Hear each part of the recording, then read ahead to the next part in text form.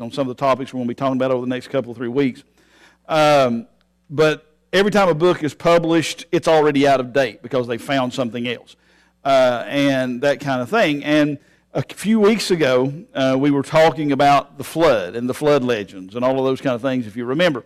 And this past week, I got this Journal of Creation. Now, this is one of the creation magazines that I subscribe to. But if you'll notice, there's Tutankhamun's, King Tut's picture on the front, right?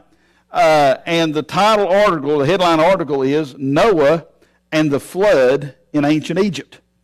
So this is new. A gentleman has gone back and looked at several particular texts. I'm not going to get into detail, but to me it was just fascinating. That he has found among the hieroglyphs, and you even see it in the prayers for Tutankhamun when he was embalmed and buried and put in the pyramid and all of those kind of things, or put into the graves there in the Valley of the Kings. But there is something known as the Ogdoad. Okay, the Ogdoad. That's the thing. It means the 8. Okay, that's all it means. Is the 8. And it's 8 people, 4 men, 4 women. They're part of the Egyptian kind of demigods. They're not quite gods, but they're a little bit more than human kind of things, like the Roman demigods and the Greek demigods and those kind of things.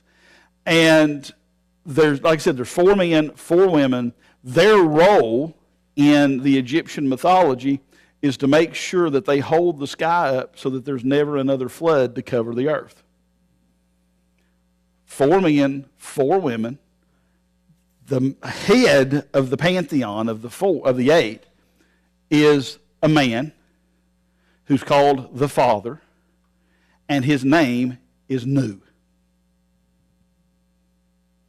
Now, isn't that just interesting? And so they found this across several, and it covers from the earliest days of the Egyptian empire, if you want to call it that, all the way up to, like I said, King Tut and some of the others. You see this reference to the Ogdoad. And so to me, that was just mind-blowing. It was fun. There was 2 articles in there, and I just had a ball reading those. Got another one. This was the one right before it, and it actually has it's a 2-part article in this one as well, but it's on searching for Sodom and Gomorrah. And so again, it goes right back to what we talked about last week, talking about Abraham and all that kind of stuff. So and basically, the author of that article comes out in the same place that I came out many years ago when I taught Genesis really for the first time. Most people will tell you that Sodom and Gomorrah are on the southern end of the Dead Sea. I have never thought that was correct, simply because you can't see Sodom and Gomorrah if it's on the south end of the Dead Sea from Bethel. And the Bible says they could see Sodom and Gomorrah from Bethel, Abraham and Lot. So I always knew that couldn't be the right place, but just didn't have the resources at the time, especially, or anything else to do a lot of digging and all this kind of stuff. Well, this person in this article, the first article, they do a really great job of explaining why it has to be on the north near the Jordan River, which is exactly where I kind of thought that it was, based on some of the topography and all that kind of stuff. The second article, not so good. She does some crazy stuff with chronologies to try to make some of her stuff fit. And I'm not 100% sure she's quite on track in that second article. First article, though, about locating it in the north, I think fits perfectly with what the Bible says and everything else. And that brings me, talking about the chronologies, that brings me to how I want to kind of start our discussion today. Simply because I think it'll help put some rounding around some of the stuff that we're talking about, kind of smooth some things out. If you study anything around the chronologies, if you try to stay true to the Bible, you will find that there are a variety of opinions on exactly how old the earth is. Now, I'm not talking about the old age earthers and all this stuff. I'm talking about people who believe in a recent creation. If you even hear people, they'll talk about that the earth is somewhere between 6,000 and 8,000 years old. And there's a reason they give that gap. It's because you've got the Samaritan Pentateuch, which has slightly different numbers in the genealogies and all of this kind of stuff. And one of the big problems that we have is connecting the dots between the genealogies that we have in the Bible that give us a very truthful and accurate representation of the number of years. But trying to convert that or correlate it with the BC/AD time frames gets tricky. Because we don't have, even though we have a lot of information about the genealogies, so-and-so begat so-and-so at this age and died at this age and all of that kind of stuff, we've got a lot of good time markers in Scripture. We talked about that when we did the study on how to study the Bible. There's a lot of good time markers, but it's not complete. Not everything, you can't take everything and lay out a perfect genealogy or a perfect chronology, not genealogy, but a perfect chronology. And because of that, Bible students who take the Bible seriously have tried to correlate what we know from Scripture and tried to connect the dots with other chronologies, whether it's the Egyptian, the Assyrian, or other records, the Greeks, whatever, trying to put boundaries around this thing so that we can understand how, exactly how old things are and exactly when certain events happen. But everybody kind of uses different markers as their starting point.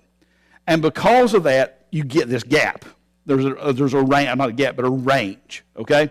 One book that I've got up here lists 30 different biblically honoring chronologies. The oldest is by a guy named Jackson, and his chronology says that the earth was created in 5,426 BC. Ussher, who we talked about last week, and I've got Ussher's chronology up here again. Ussher did his thing, and he correlated it against Assyrian records and Egyptian records and everything else, and he came out to 4004 BC. Helwigius, who was a Dutch Bible scholar, came out as low as 3,836 BC for the creation of the earth. Okay? So that's a span of 1,600 years between the oldest and the youngest that I've found in doing literature searches and everything else. So there's definitely places where people are correlating against other records and they're not all matching up. And you're not going to get them to match up completely. There's just no way. And so because of that, there is a little bit of fuzz when you try to take the biblical genealogies and lay out a firm chronology using the current BC AD system. Okay? Now, one way of getting around that is to use what's called the AM system. And all that means is anno, just like AD means anno Domini, which means the year of our Lord. The anno mundi system is the year of the earth. So instead of splitting time and counting forward and backwards, which is what the BC and AD system does, they start everything at the creation, and it's all forward. As a matter of fact, the Jews to this day reckon their calendar by an anno mundi system. Okay, so that's one way you can do it, and you use the genealogies, and again, you can come out with and they all come out, again, right in this same ballpark. Okay? But again, the problem is, which records are you looking at? Are you looking at the Masoretic text, which is what we've got in our Bible? Are you looking at the Samaritan Pentateuch, which the ages are a little different there? So which ones are you using and those kind of things? So you get these ranges in the ages, or in the chronologies just a little bit. But what I thought I would do tonight, real briefly, is since we're talking about the Exodus, is try to give us a ballpark on a BC scale of when the Exodus happened. Now, this is important because for a long time, historians argued that the Exodus never happened because they were looking in the wrong time period. They argued that Jericho didn't fall because they were looking in the wrong time period. So there is some importance to this. Can we nail it down perfectly? The answer is no. Can we get it in a ballpark that will help us determine where to go look? The answer is yes, and that's been done. So I want to show you some things here. First of all, we're going to use a correlating date to get us started. And that correlating date is actually found in 1 Kings chapter number 6 and verse number 1. 1 Kings chapter number 6, verse number 1. This is talking about the reign of Solomon. Okay?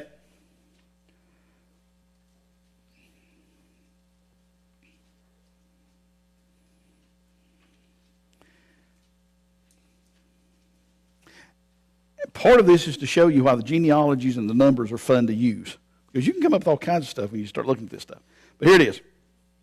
And it came to pass in the 480th year after the children of Israel will come out of the land of Egypt, in the 4th year of Solomon's reign, Israel, in the month Ziph, which is the 2nd month, that he began to build the house of the Lord. So this tells us that Solomon began to build the house of the Lord on a particular day in a particular month. But it uses as a time marker the time from that point all the way back to the day that the children of Israel left Egypt, which is what we're talking about, right? Now, here's the key. A couple of things. One, the Hebrew here is not translated quite as accurately as it could be. So that's something we got to keep in mind. So, but what it says in Hebrew is this: and it came to pass in the 480th year of the children of Israel coming out of the land of Egypt. So 480 years have not passed. They're living in the 480th year. Okay, that's a key. So you're off a year if you start with 480 right off the bat, right? So the Hebrew here says that it's 479 years that have passed, and they're in the 2nd month of the 480th year. Okay? So that's the first key. Now, using a lot of other sources, including the Jewish Talmud, around how many times of Jubilee, Feasts of Jubilee there had been, and a lot of other stuff, we can pretty much closely correlate the date in BC terms to this: 967 BC is when that happened. So you add 479, and you get 1446 BC as the BC date for the Exodus. 1446 BC. Now, we know that they spent 40 years from the time they left until they got into Canaan. There was 40 years, right? So the year that they went in to the conquest was around 1405 BC. All right? So that's just another little number that you can throw into the mix because we know that that's the case. Now, here's the thing. The Bible also tells us that the children of Israel were in Egypt for 430 years. Go with me to Exodus chapter number 12. Exodus chapter number 12.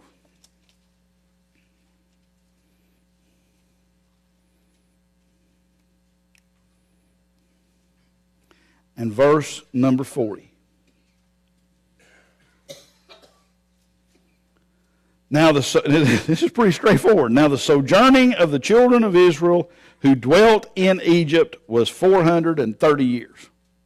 That's pretty clear. So you take 1446, add 430 years to it, and you end up with 1876 BC as the year they went in to Egypt. So Joseph's already been on the second in command role for at least, definitely 7 years, but beyond that, because there had been 7 good years and they were in the midst of the famine when the brothers came down. So that's why I said there's a little bit of fuzz. We don't know exactly how long. But what can we learn from this? Well, we know, for instance, that 1876 BC is the year they went down there. Well, you can look at the life of Jacob.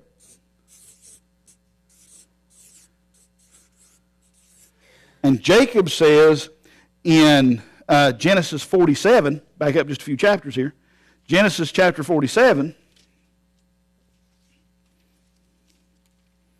Pharaoh asks him a question. And he goes, just how old are you anyway?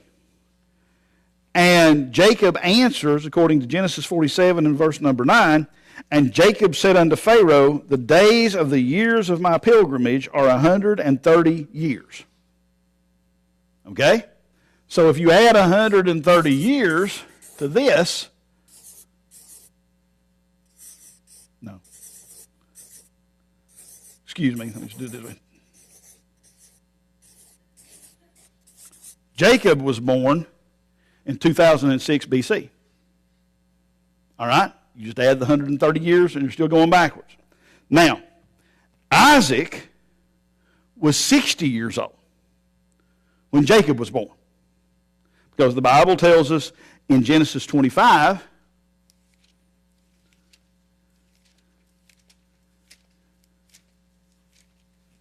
and verse 26,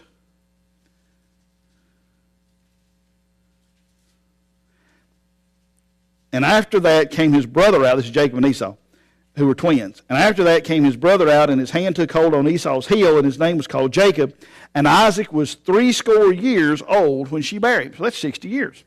So you add 60 to this, and now you know that Isaac was born in 2066 BC. Now we also know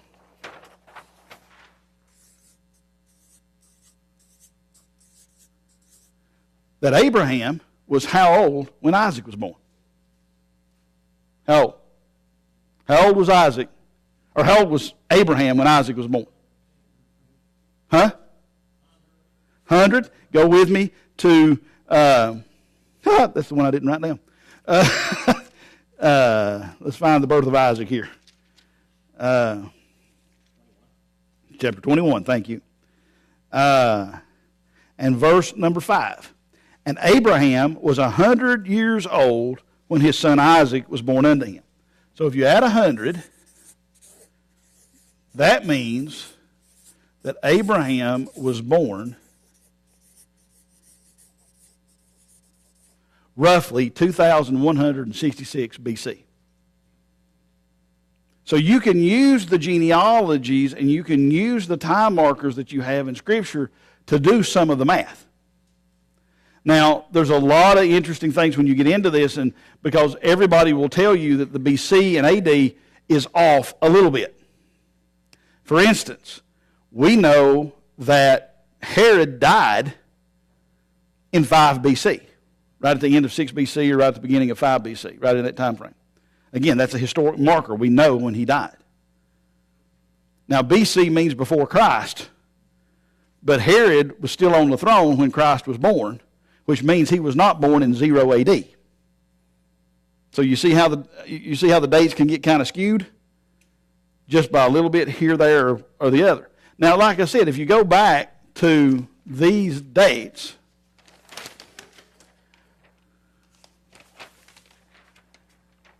if you use these dates and those different historical markers that they use, you're going to be off a little bit.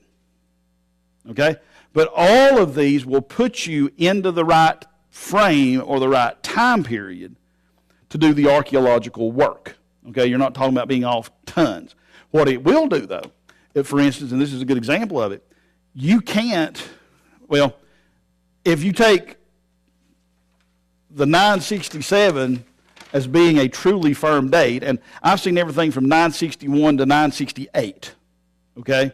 So there's a little bit of a range here, but most of the stuff I've seen comes out to 967 being the date here. So that's why I just started with that one. But you're going to be off, if it's 961, you're going to be off 7 years, right? Why is that important? Well, if you're trying to figure out which Pharaoh was seated on the throne when the Exodus happened, you're going to have two choices. It could be Thutmose III that we talked about last week, or it could be Amenhotep II. Because he died, Thutmose III died in that range. So it could have been Thutmose III. It could have been Amenhotep II. There's good evidence for both, to be perfectly honest with you, when you look at the records. One of the more interesting things about Amenhotep II is that even the Egyptians can't seem to figure out when Amenhotep II did some of the things that he did. For instance, they say in year 3, and this is on one of their big monuments in the hieroglyphs, they say that Amenhotep II's first big excursion into Canaan to, try to rule that area happened in the 3rd year of his reign. But there's another one that says his first excursion into that part of Canaan was in the 7th year of his reign. Both of them say it was his first time there. Now, because of that, and you, again, get on BibleArchaeology.org and you can look this up. And this was Amenhotep II. This is using the 967 BC date. This would have made the Pharaoh of the Exodus be Amenhotep II. Because of that discrepancy, and because if you look up the images that they have of Amenhotep II, these are the Egyptian images. The early images don't look anything like the later images. Okay? In the early images, he's got a real thin, narrow, almost harsh face. In the later images, he looks like a papaw. I mean, just all happy and cherub, rounded face. Nothing at all like the hard chiseled features that you saw in the early days. Now, he didn't rule, he ruled 20-some years, but he didn't rule that long for his facial features to change that much. Especially when you're talking about having a really narrow chin to having basically a round face. So because of that, what some people have proposed is that there was actually 2 Amenhoteps, the seconds. There was Amenhotep II, the first one, or what they call 2A, who was killed chasing down the Israelites in the Red Sea. And to save face, and to make it not look like that the Pharaoh was killed by a slave's god, somebody else took on the role of Amenhotep II and played out being Amenhotep II till he died. Now, what's interesting about that is that fits, that 967 BC date. In year 3 of his reign, he makes that first excursion. He would have died the 5th year of his reign. Okay, if it actually did happen. So the other guy comes in to be Amenhotep II to save the face of Egypt. And then his next excursion was 2 years later. And the records show first time into Egypt. Okay? And what's interesting is that when that second raid happened, the one in 7 BC, when that raid happened, what he went after was slaves and gold. And so the argument is, or the theory is, I'll put it that way, the theory is that what happened was it took Egypt 2 years to rebuild the army because most of it had been flooded out in the Red Sea. And it took 2 years to rebuild the army to where there were a strong enough force that they could make an excursion into Canaan. And it lists they took over 100,000 slaves out of that lower end of Canaan and took them back with them, including a handful of people known as the Apiru. Now, what's really intriguing is when you study the word Apiru, that is, many scholars believe that is the early form of the word Hebrew. And on top of that, you find this letter, inscription, that Amenhotep II, being in this case 2B, had written, and what he did was just absolutely lambast how awful the Semites were. Why would he do that? Unless they'd made a fool out of them. So it could be, depending on that range of 961 to 967, it could have been Thutmose III that we talked about last week. Or it could be Amenhotep II. We're just not sure. But we know it's one or the other. If it's Thutmose III, then that may have, and according to the records, again, the Egyptian records, Thutmose III did not die a violent death. Okay?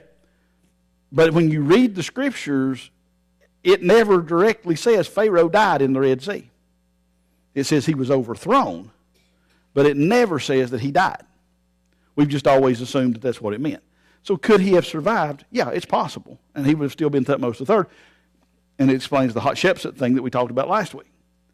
If it was Amenhotep II and that Pharaoh was killed, you can definitely see why they would have went in and wiped out Hatshepsut and all the features of Joseph and all the other kind of stuff, because it killed their Pharaoh and they had to come up with somebody else to fill the role to keep them from looking bad.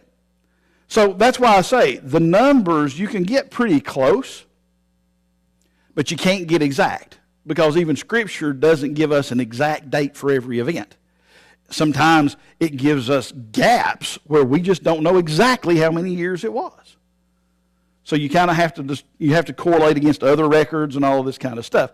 But the key thing about it is that even if they're any kind of a Bible believer, the number of years is still between 5,300 and something and 3,800 and something. Now, personally, after doing a lot of digging on all this, I still think Ussher's chronology is relatively close.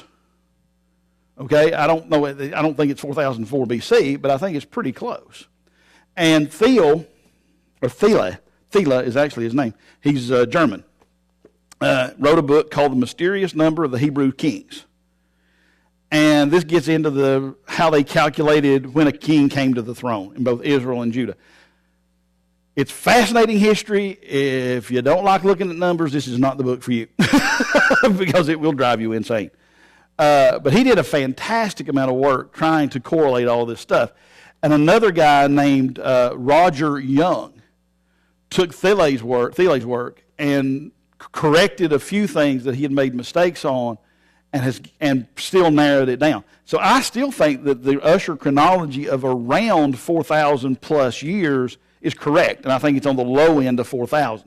Maybe not 4,004, it might be 4,012. But you're still not going to be off much, okay? So I've got Ussher's chronology up here. I've got Thiele's chronology up here, but like I said, he predominantly just talks about the kings. And then here's another one that I've got, Chronology of the Old Testament by Floyd Nolan Jones. And it's got this dude, I don't know that I agree with everything he says, but I can't argue the fact he did a lot of work. I mean, I didn't even bring them with me. I should have. I've got a stack of charts that this book references, and the stack of charts is that thick.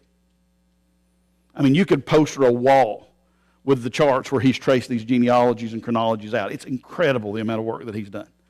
I should have brought those just for show and tell.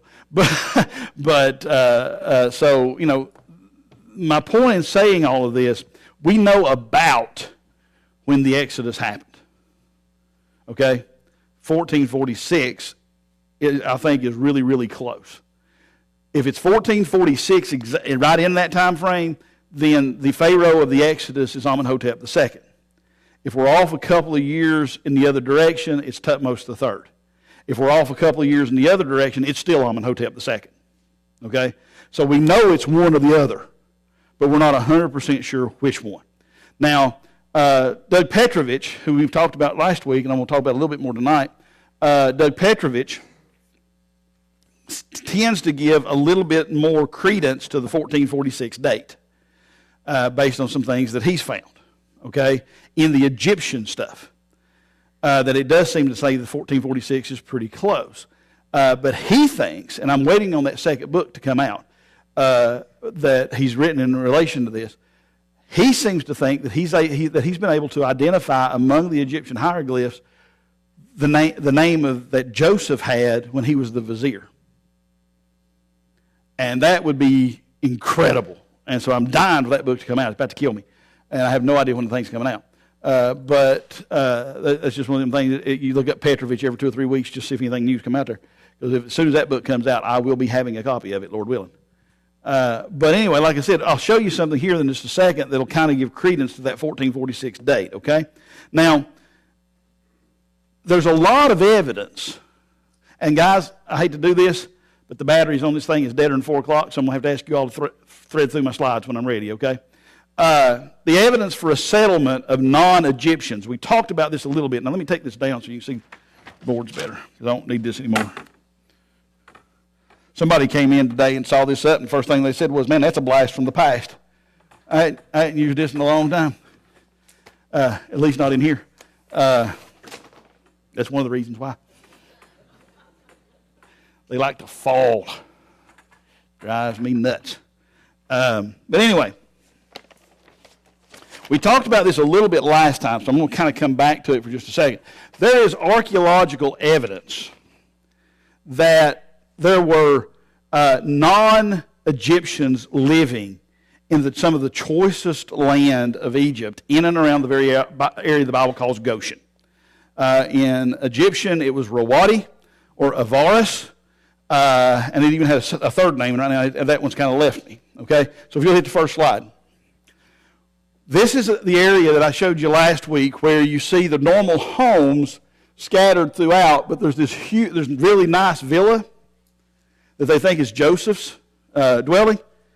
And then down here was that tomb where they defaced the statue.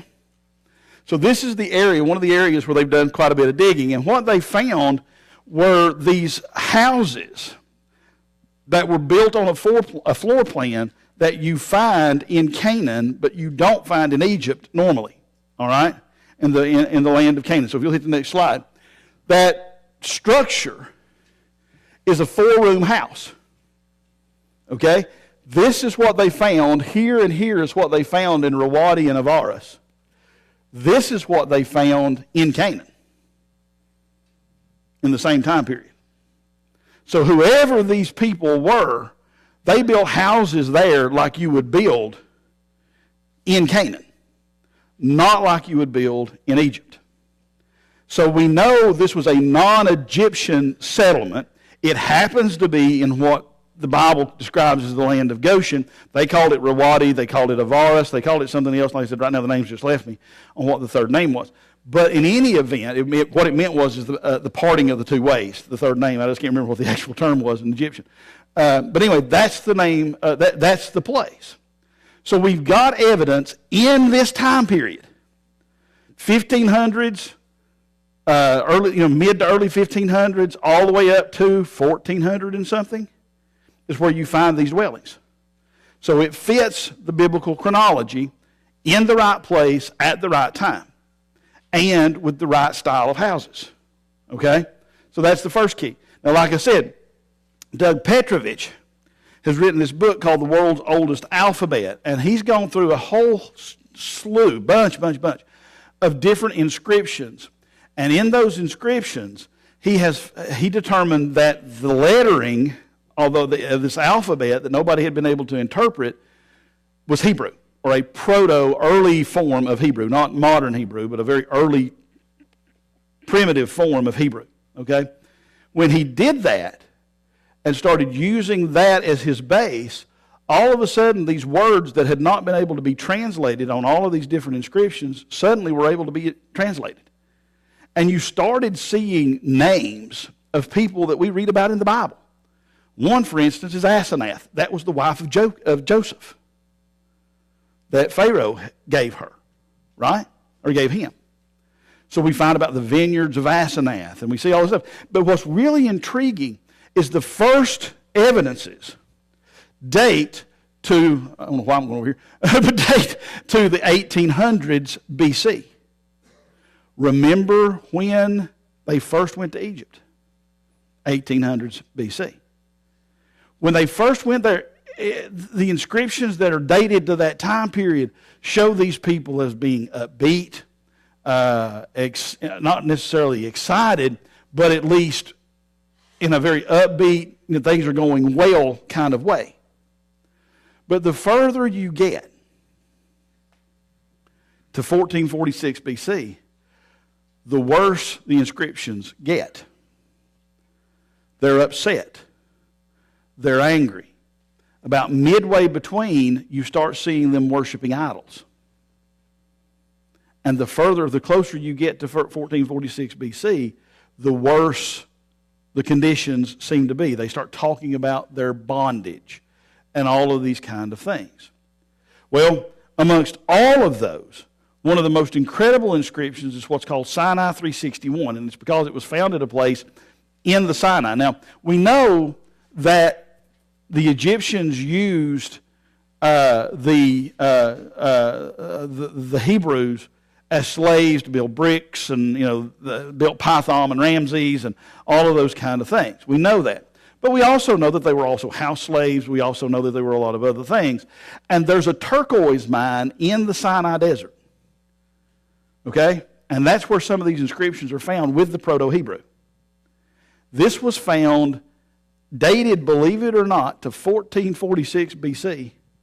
And this is the inscription on the piece. Next slide. This is what it looked like. This is the actual stone, photograph of the stone. This is the actual reproduction of it with the letters. Okay? All the way across. And the inscription reads this: "Our bound servitude had lingered. Moses then provoked astonishment." It is a year of astonishment because of the lady.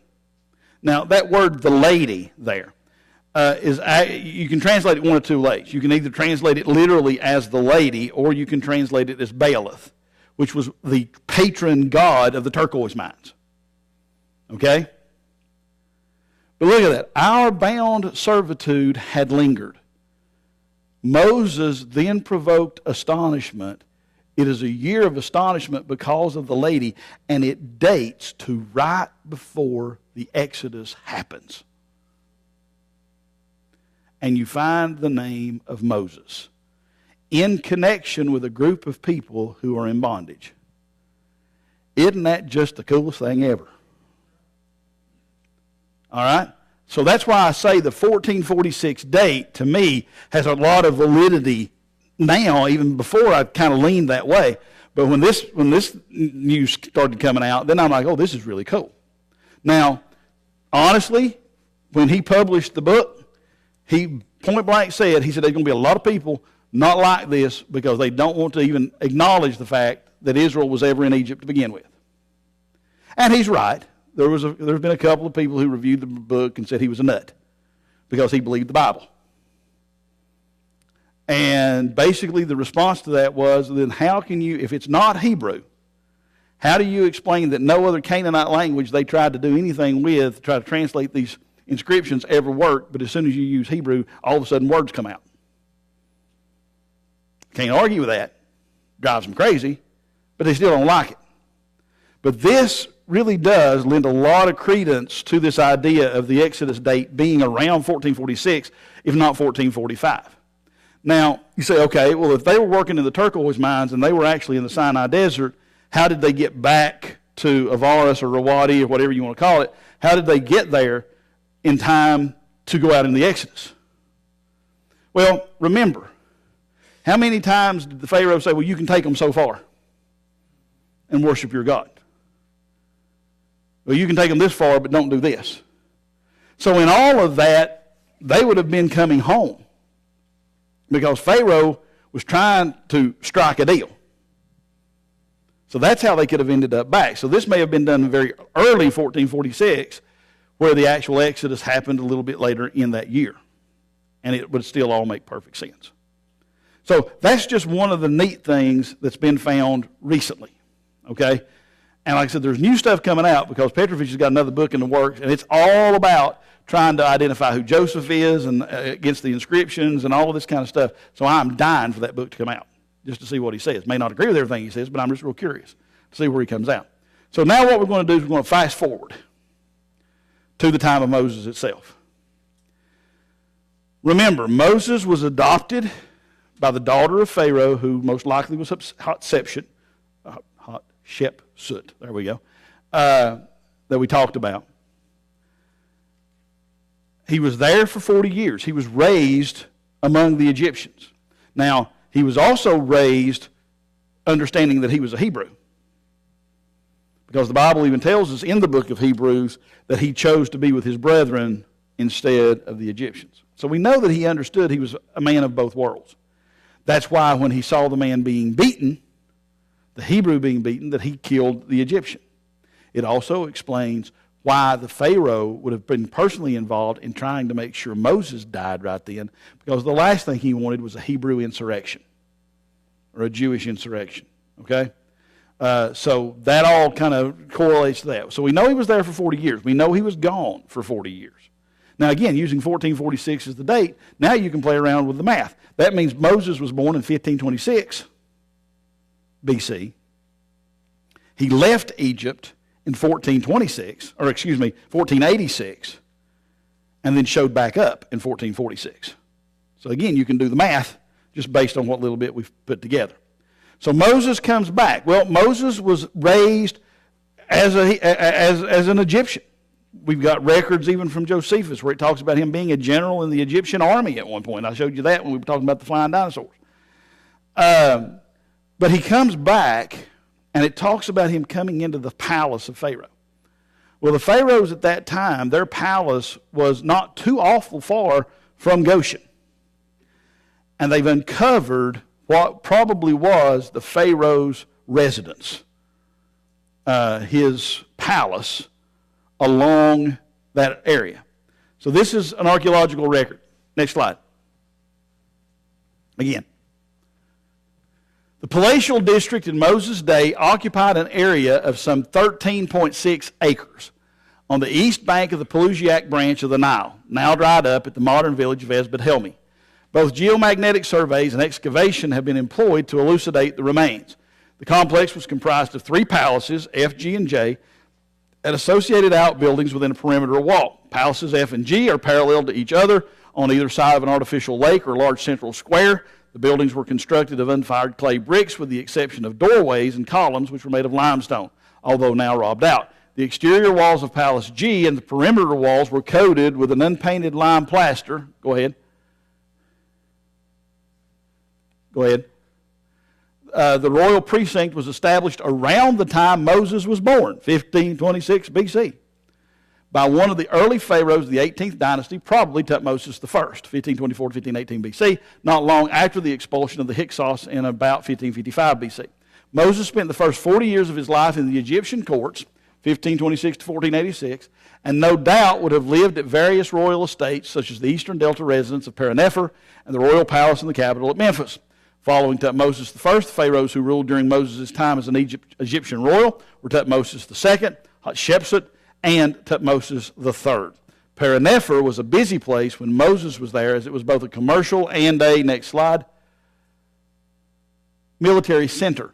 Trading ships from the Mediterranean could navigate the Nile as far as Paranepher, and so it was a bustling seaport. In addition, the city was the start of the overland route to Canaan, the famous Horus Road, the way of the Philistines in the Bible.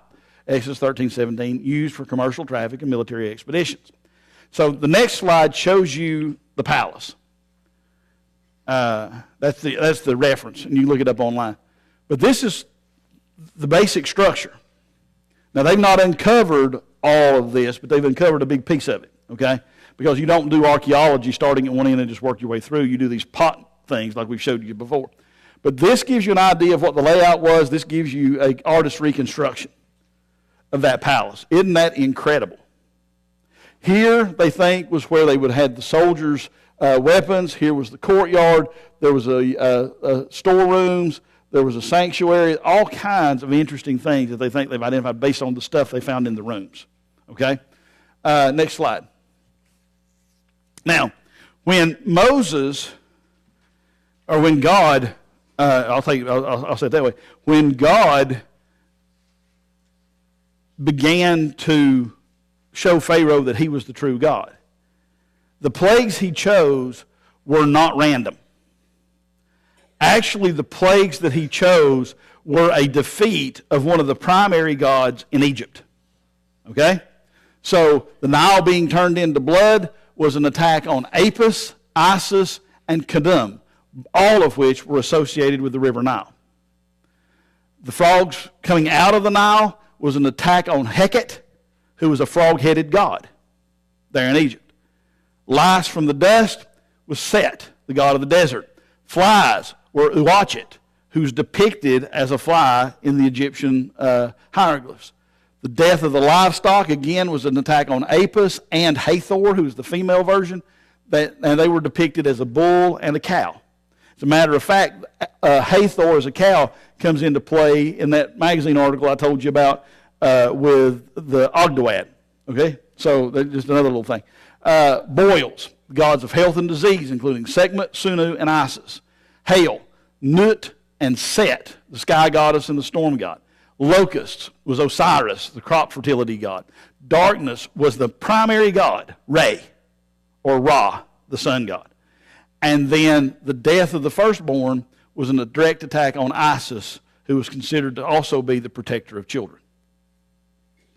So the gods, or the plagues themselves, were not just random.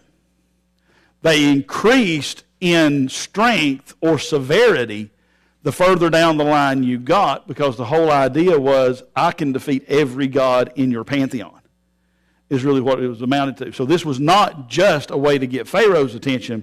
It was a way to show the people that God himself was was the one who was controlling all of the other gods. This goes back to a thing that Aaron was taking in a class of his. He's doing this about, now the term just left me as I was getting ready to say it. Yeah, polemical theology. This is where your God's stronger than, my God's stronger than your God. And so he did a whole class just in Genesis talking about polemical theology. There's another example that you can see as well. Now, another area of contention gets into this discussion about, did the children of Israel cross the Red Sea, or did they cross the Reed Sea? Okay? Now, why is that a matter of contention? Well, because most people look at a map today and they see the area that's marked as the Reed Sea, and it's knee-deep. Okay? And how do you destroy an entire army and flood them out in knee-deep water? So everybody said, well, Reed Sea can't be right. It's got to be the Red Sea. Well, the problem is the Hebrew is Yam Suf, which is Reed Sea. So now you got a problem. If the Bible's right and it's Yam Suf and it's Reed Sea, then how did he drown them in knee-deep water? Well, the reason is, next slide. This is a map. This is a modern map, okay? But it's a modern map, and this green line that you see up here is considered to be the red dotted line is considered to be the route that the Israelites most likely took based on some of the geographical markers. Okay? The problem is the Red Sea's way down here. And it has them crossing way up here in the shallow water. Well, here's the thing. This is a delta. Okay? This is called the Nile Delta, which means that the land itself has built up over time. And we're talking about something that happened 3,600 years ago. All right? So, taking that into account, next slide. This entire area from the northern limit of the Gulf of Suez, which is the Red Sea, to the Mediterranean coastline is not at all as it was in antiquity.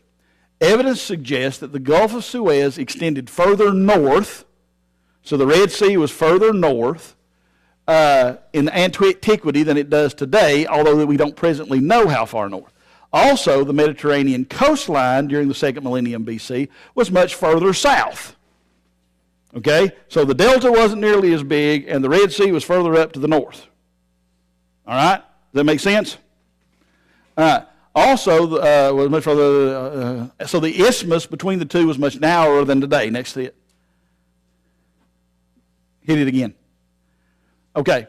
Now, so what that basically says is, this would have been way up here, this would have been farther down in here, and so while they may have crossed in and around what's called the Reed Sea, the Red Sea itself was what was providing the water.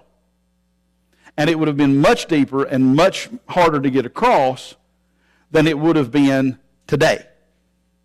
So when you see people say, well, the Bible's wrong, they didn't cross the Red Sea, they crossed the Reed Sea, they're looking at modern maps and not taking into account the changes in the topography and the geography, because this is a Nile Delta. And everybody that does any time on it recognizes the Red Sea was further up, the Delta was further south, and they would have crossed right in that boundary area. Okay? Does that make sense? So just wanted to kind of clarify that. All right. Let's see. What else we got? And I'll be done because we're almost there. I hate it when I don't have my slide thing. For whatever reason, I remember better when I'm clicking.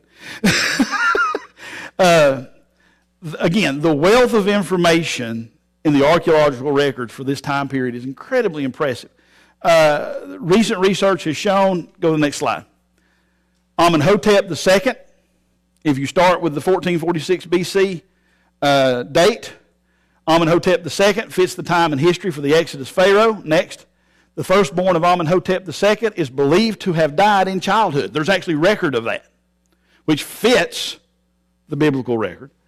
Next, an unusual raid into Canaan, as I said, by Amenhotep II to capture slaves is an impact of is an indication of the impact that 2 million Israelite slaves leaving at one time would have had on the nation of Egypt. Next slide. Or the next button. The intentional removal of all references to Hatshepsut that we talked about last time, to believe to be the stepmother of Moses in Egyptian records makes sense given what happened during the plagues and later the Exodus itself. So, and like I said, there's also evidence, and I jumped the gun on that a minute ago, there's also evidence that Amenhotep II, there was an Amenhotep II-A and a Amenhotep II-B. A was killed in the Nile, in the flooding of the Red Sea when the troops were destroyed, and they brought another guy in. Because most people, they didn't have TV. So most people had never seen the Pharaoh. And when they did see the Pharaoh, they always had the fake beard and all the garb on their head and everything else. Most people wouldn't have had a clue that they'd even changed things out.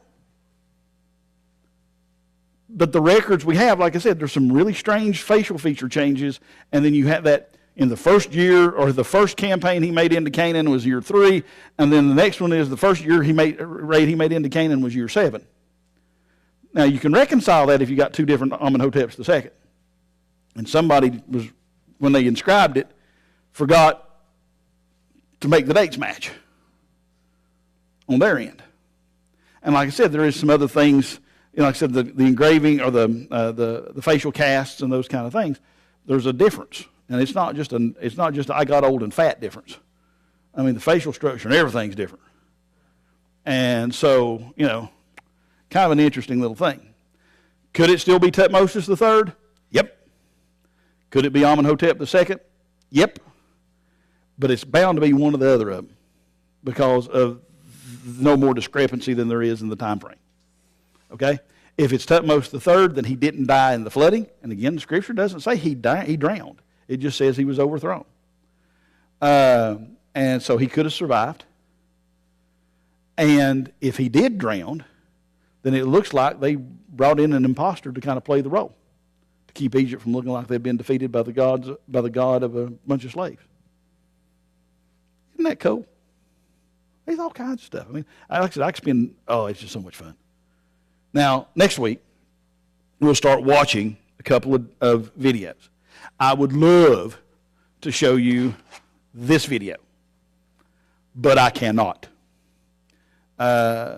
All of these videos are under copyright. If I show them, I can show them to the church, but I can't broadcast them to live stream, and I want people to be able to see it that aren't here. We definitely can't post it to YouTube if I use any of those videos. That's why I brought them, so you can see they're out there, and if you want some of them. Because, listen to the titles.